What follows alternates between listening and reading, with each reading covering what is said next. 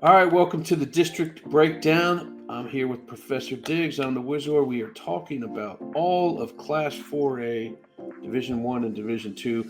Obviously, we start with Division Two. Man, I tell you what, I feel like when we talk 4A, Division One or Division Two, our eyes always go out to East Texas. I know this is I always consider them as Debo from the movie Friday. Whenever the playoffs come and an East Texas team comes, you're like, oh, Debo's coming. You better hide your jewelry. They're coming through here, and they have Carthage and all that. But do we have a team that can stack up against them in Division Two? Man, when you got that District 7 4A and 8 4A, you got Pleasant Grove, Gilmer, Van, and Carthage, and they all battle each other in the first round. Then you got to deal with the best of the best in the second round. But the team I'm very excited about this year is Sunnyvale. Because remember, Sunnyvale last year, they beat Gilmer. You Yeah. know, they overcame the state champion, and they just couldn't handle those Van Vandals wars. When you got those Van Vandals coming in, you just got to hide the wife and kids because they're able to get an upset with each and every week. But I was there at that Caddo Mills game, and I was watching how many players they've got coming back. Kason Maupin, the really talented quarterback, is coming back. They got the big 6'8", 300-pound Cooper Eastman coming back. Oof. Ben Griffin, a very talented wide receiver. If there's a team that can knock off one of those East Texas teams, or two, maybe three again, I think it could be Sunnyvale. Okay. Okay. What about some of these other districts, 5-4 and 3-4A? And when we're talking about five, 4A, I think we're going to see some teams taking a step back. Van Alstine last year won that district going away. I think they're going to struggle this year. Team I'm excited about right now, I think is going to take a step forward in 5-4A, maybe be my district champion. Farmersville, they got Levi Maccabee coming back. They got Gordon Schwartz, Mari Warren. I think Farmersville is going to be the team in 5-4A. I don't think they're going to match up very well with those East Texas teams, but relative to that district, I think they're going to win that district. I think Crum is going to be a team to watch as well. But then you get into Region 1, and that's where you start to have some questions there because I think Glen Rose kind of reminds me of Gunter a little bit. They kind of maybe hit their peak. They graduate just about everybody, and that was a team that had made a couple of good runs. But a team I'm excited about, I think is going to take another step forward. I know they were on your radar last year. How about those Benbrook Bobcats? Yeah. They Yeah. got their quarterback coming back, Brennan Barton, their running back coming back, Carlos Harris. They seem to win a lot of one-score games last year. I think they're going to win a lot, but I think they're going to have a little bit more than one-score wins this year. Oh, I agree with you a lot, and it's interesting that you said about Glen Rose, man. It's these are the kind of teams that like to hear this kind of stuff because they've been getting gassed up for the last couple of years. Now all of a sudden, Dixie's on here saying you're going to take a step back. Well, finally they got something to motivate them a little bit. And when you go down to 4A Division Two, we got to talk about Eagle Mountain because you just mentioned last week they're taking a coach from 3A up to 4A. Talked about how they might survive in this classification and maybe prosper. Eagle Mountain last year, they kind of played before they were ready. This kind of gives me those vibes about Prosper Walnut Grove. Remember Prosper Walnut Grove? We didn't Yeah. talk about them last year. What they do in 5A, they went ahead and won a district state. They won a district championship and were coach of the year, all kinds of incredible stuff.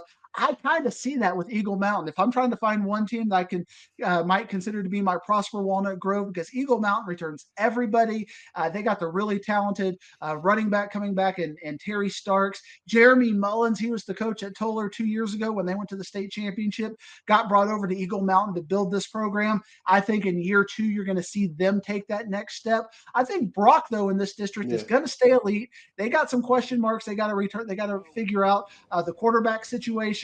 But they got Jack Farhat, the really talented freshman, coming back. Waylon Winfrey is going to be the offensive lineman of the future. They got Colt Matlock, who can do everything for Brock. So Brock still got some talent. So I think they're going to stay elite.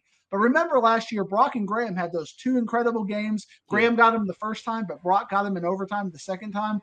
Graham graduates 9 first team all district starters. So I think Graham is going to take a little bit of a step back, but I think Brock has a really good chance to stay elite.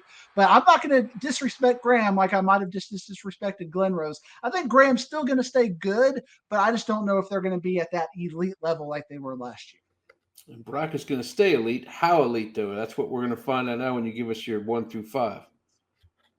Yeah, I think you got. I think you have to kind of put them number one, especially when they're in Region 1. I think Region 1's a little bit of an easier run. I got Sunnyvale number 2. I've got Graham number 3. Glen Rose still going to keep them in the top 5 at number 4, but right there nipping at their heels. I got Benbrook number 5. I want to give a shout out to Farmersville. I had to debate Farmersville and Benbrook, but Benbrook did it last year, so I got to give them the benefit of the doubt. Number 5, and their coaches watch this stuff. We are on their bulletin board, so I got to make sure we respect Benbrook and give them all the love they've earned, because that's a program that hasn't quite gotten the love that they've deserved. And last year they earned the respect of the area. So shout out to Benbrook, but Farmersville, they're right there nipping at the heels. Well, another team that earned our respect is in Division One. Not only they earned our respect, they earned other teams in 4A Division One's fear, which is those Celina Bobcats, and they're bringing back. It quite possibly could be the best quarterback in the area in Bo Bentley. I know he's top 5 for sure, if he ain't the best. Tell me how anybody can stop Celina and what they got going for him this year.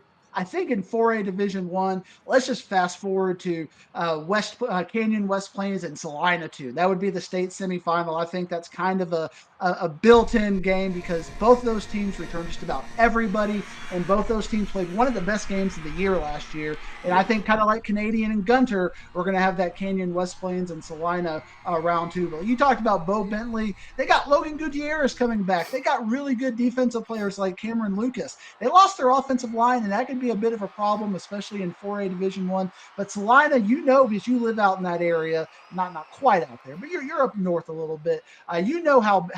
How that area is exploding. So this is really a 4A, probably a 5A team playing in 4A. So they're having the benefit of that growth and of that size.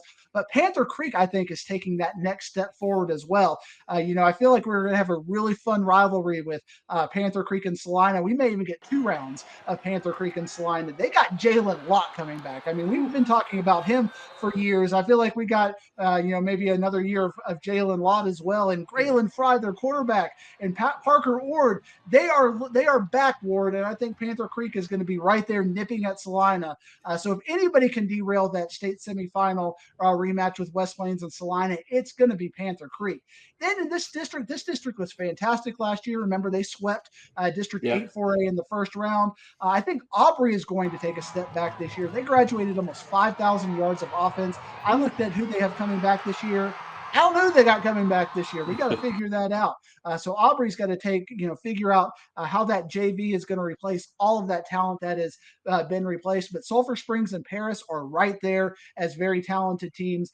But 8-4A is a district I'm really excited about, because we've been talking about it for 2 years, Ward. I think this is the year for Wilmer Hutchins. TJ McMillan, the really talented quarterback. Remember 2 years ago, Ward, they almost beat Anna. It was like a slugfest. Right. It was like 3-0 at Kimbrough in the rain, and it was with sophomores. And they got everybody coming back now. They're all seniors. I think they are really set up for a run. Rakeem in Washington, Jaheim Cummings, the running back. They got thousands and thousands of yards of production coming back. Kimball is graduating everybody, but I'm hearing a lot of early buzz in my dub groups about Deontay Washington, who's going to be the heir apparent at quarterback for Kimball. So we'll see how they fare. Everybody, though, in 8-4A and everybody in Dallas ISD is talking about the really talented quarterback from Pinkston, Coleman Obi. But does he have enough support or is it going to be the Opie show? We'll find out. But I think Pinkston is going to give people some hassle this year in 8-4A as well. Alvarado, how do you replace Cartier Collier? I mean, he had 5,000 yards both ways, but they got DeMarcus Belton coming back. They got a really good defensive player, MVP, and Logan Wallard coming back. So I think DeMarcus Belton can step into that Collier kind of mindset and maybe produce that kind of numbers. I think Alvarado is going to take a slight step back. But I think Kennedale is going to take a little bit of a step forward. A team I'm excited about in 6-4A are those second-tier teams, kind of those teams we're watching progress. Lake Worth and Ranchview. Ranchview was a surprise for everybody last year, and they got a lot of people coming back. Well, run me 1 through 5 in 4A Division 1 for me. And these 5 are all going to be state-ranked 5. There are really good teams in 4A Division 1. I probably should have a top 10. But I got Celina number 1, Panther Creek number 2, Springtown number 3, Alvarado number 4, and Sulphur Springs number 5.